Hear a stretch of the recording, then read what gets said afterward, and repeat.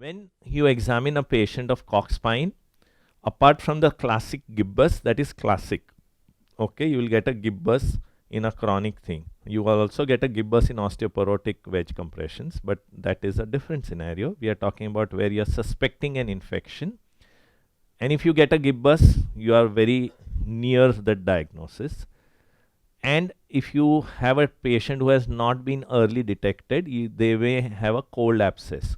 So the cold abscess tracks along a lot of areas, and hence all these. So if you have a cold abscess in the retropharyngeal area, you know you are talking about C1, C2 Kochs. If they are in the triangles of the neck, then you are talking about mid-cervical Kochs. If they are in the mediastinum, then you are talking about C7, D1 Kochs or even D2. In the intercostal area, if they come, they are tracked along the intercostal nerve neurovascular bundle, and they have come from the dorsal spine. The psoas abscess will be from D12 to L3. The inguinal and gluteal abscesses will be from the lower lumbar areas, and the ischiorectal abscesses can be even a sacral Kochs or a L5S1 Kochs. So there have been occasional cases where a general surgeon has drained a ischiorectal abscess which didn't heal but actually was Kochs.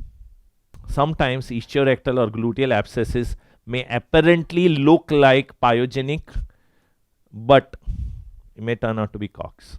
Keep that in mind. This is what the classic Koch spine on MRI will look. You will find internal gibbus and you will find marrow edema all over with abscess